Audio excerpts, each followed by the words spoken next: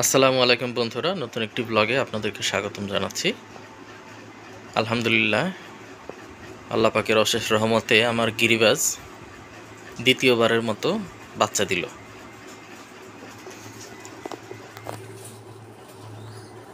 দেখতে পাচ্ছেন, এই হচ্ছে মাদি,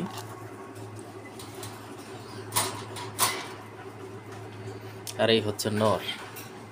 বাচ্চাকে এই মুহূর্তে তা দিচ্ছে নর।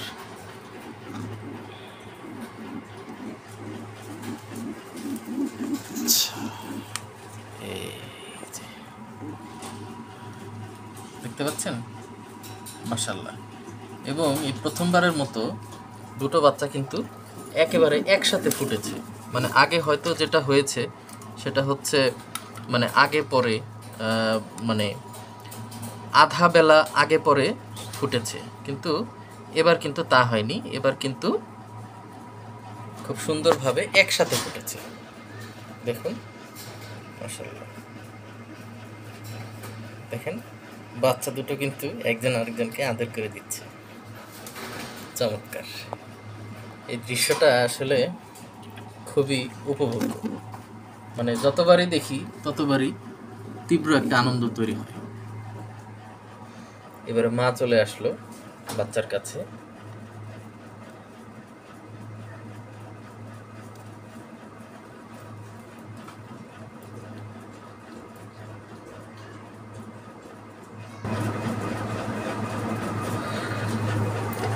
আমি আমার অন্য কবুতরদের আপডেট দেখাচ্ছি।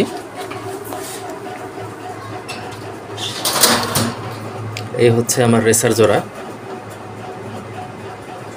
রেসার মাদি এবং রেসার নর। আপনারা জানেন যে পুরুষ কবুতর কিন্তু দিনের অংশে ডিমে তা দিয়ে থাকে এবং মহিলা কবুতর রাতের অংশে তা দিয়ে থাকে। এই যে দেখতে পাচ্ছেন আমার রাজগোল্লা জোড়া, ওরাও ডিমে তা দিচ্ছে। আর এই হচ্ছে আমার জালালি, যারা এখনো পর্যন্ত জোড়া নেয়নি। এই আমার একটা দুঃখ।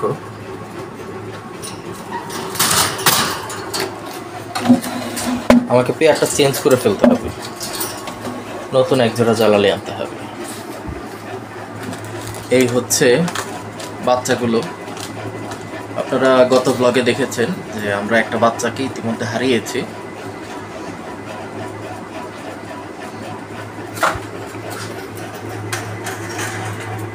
এই দেখুন, মাশাআল্লাহ, বাচ্চাগুলো কিন্তু খুব দ্রুত বড় হয়ে উঠছে। চমৎকার একটি দৃশ্য। সবগুলো কবুতর একেবারে একভাবে দাঁড়িয়ে আছে।